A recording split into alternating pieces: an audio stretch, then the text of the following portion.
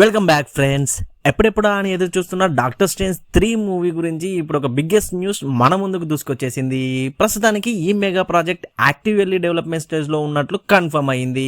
అయితే మీరు అనుకున్నట్టు ఈ మూవీ అంత త్వరగా రావడం లేదు. దీని రిలీజ్ డేట్ చాలా ఆలస్యమయ్యే అవకాశం ఉంది. నేను మీకు చాలా కాలంగా చెప్తున్న విషయాన్ని ఈ రిపోర్ట్ పక్కాగా కన్ఫర్మ్ చేసింది.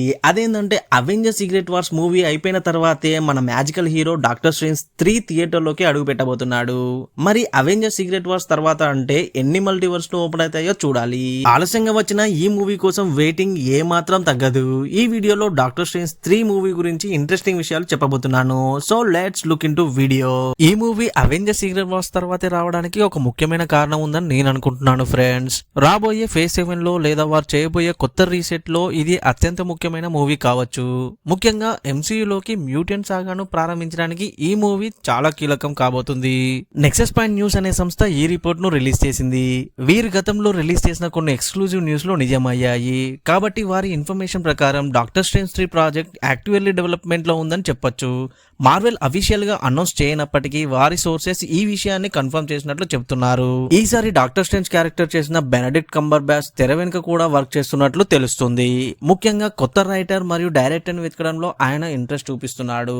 ఆయనకు శామ్ మెండిస్ అనే డైరెక్టర్ ఈ మూవీకి వర్క్ చేయాలనుకుంటున్నాడు. అయితే శామ్ మెండిస్ కి 4 బీటిల్స్ బయోపిక్ లు ఉండటంతో ఆయన ఈ మూవీకి వర్క్ చేయకపోవచ్చు. ప్రీవియస్ గా డాక్టర్ స్ట్రేంజ్ సినిమాలకు పనిచేసిన శామ్ రైమీ గానీ మైకెల్ వాల్రన్ గానీ డాక్టర్ స్ట్రేంజ్ 3 కి తిరిగి వచ్చే అవకాశం లేదని కూడా ఈ రిపోర్ట్ చెప్తుంది. అయితే Michael Waldron Avengers Doomsday and Secret Wars మూవీలకు పనిచేస్తున్నందున రైటర్ గా ఆయన తిరిగి వచ్చే అవకాశం ఉందని నేను అనుకుంటున్నాను. చివరికి Doctor Strange 3 movie shooting Avenger Secret Wars పూర్తయిన తర్వాతనే స్టార్ట్ అయ్యే అవకాశం ఉంది. అంటే ఈ మూవీ అవెంజర్ సీక్రెట్ వార్స్ తర్వాతనే రాబోతుంది. ఒకవేళ ఈ మూవీ అవెంజర్స్ డూమ్స్డే కి ముందు రావాల్సి ఉంటే ఇప్పటికే షూటింగ్ స్టార్ట్ అయ్యేది, లేదా కనీసం ప్రొడక్షన్ పనుల గురించి ఏదైనా లీక్ అయ్యేది. కాబట్టి ఈ మూవీ సీక్రెట్ వార్స్ తర్వాతనే రావడం ఖాయం. ఈ మూవీ అవెంజర్ సీక్రెట్ వార్స్ తర్వాతే రావడానికి నా ప్రత్యేక కారణం ఏంటంటే డాక్టర్ స్ట్రేంజ్ పాత యూనివర్స్ లో ఏం జరిగిందో గుర్తుంచుకోగలిగే కొద్ది మంది వ్యక్తులలో ఒకడు. కెవిన్ ఫీస్ చెప్పినట్లుగా అవెంజర్ సీక్రెట్ వార్స్ తర్వాత ఎంసీయూ రీసెట్ అవుతుంది, అంటే మళ్ళీ కొత్తగా స్టార్ట్ అవుతుంది. సో అవెంజర్ సీక్రెట్ వార్స్ అనేది ఒక ముగింపుపై కాకుండా ఎంసీయూ రీసెట్ పై దృష్టి పెడుతుందని రూసో బ్రదర్స్ చెప్పారు. ఈ కొత్త యూనివర్స్ పాత యూనివర్స్ లోని చాలా స్టోరీలను కలిపి మార్వెల్ ఫ్యాన్స్ చాలా కారంగా కోరుకుంటున్న ఒకే యూనివర్స్ గా మారుతుంది. ఈ రీసెట్ లో చాలా మందికి పాత విషయాలు గుర్తుండవు, కానీ కొద్ది మందికి మాత్రమే గుర్తుంటాయి. అందులో డాక్టర్ స్ట్రేంజ్ ఒకడు. మల్టీవర్స్ రీసెట్ అవుతున్న ఈ అల్లకల్లోల సమయంలో డాక్టర్ స్ట్రేంజ్ కేవలం మాంత్రికుడు మాత్రమే కాదు, ఆయన న్యూ యూనివర్స్ లో కీలక పాత్ర పోషిస్తాడు. పాత జ్ఞాపకాలు మోస్తున్న ఏకైక వారసత్వ అవెంజర్ ఇతడే. గతంలో టోనీ స్టార్, కెప్టెన్ అమెరికా వంటి హీరోలు చేసిన త్యాగాలు, వారి కథలు నిజంగా జరిగాయని నిరూపించడానికి ఈ మెమోరీస్ చాలా ఇంపార్టెంట్. డాక్టర్ స్ట్రేంజ్ వంటి వారు పాత యూనివర్స్ చరిత్రను గుర్తుంచుకోవడం ద్వారా ఆ చరిత్రను సజీవంగా ఉంచవచ్చు.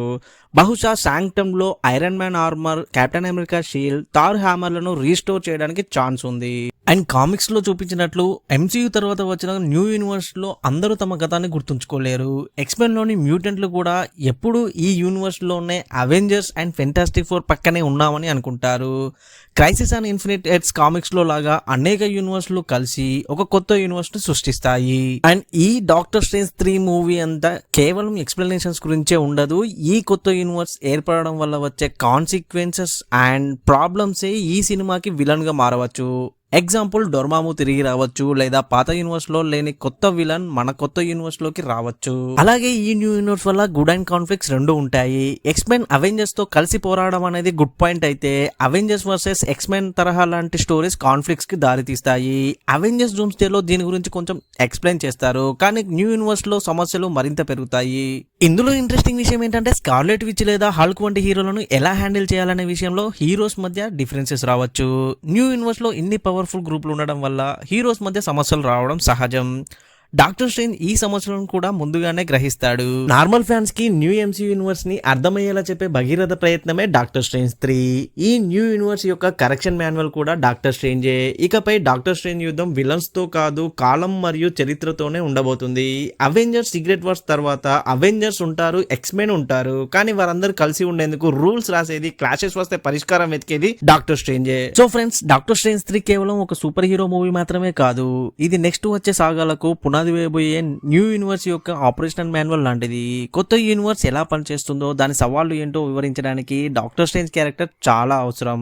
అందుకే బెనెడిక్ట్ కంబర్ బ్యాచ్ ఈ క్యారెక్టర్లో కొనసాగించడం నాకు చాలా హ్యాపీగా ఉంది. ఇది friends Doctor Strange 3 movie updates. మరిన్ని మార్వెల్ మూవీస్ అప్డేట్స్తో మళ్ళీ వస్తాను.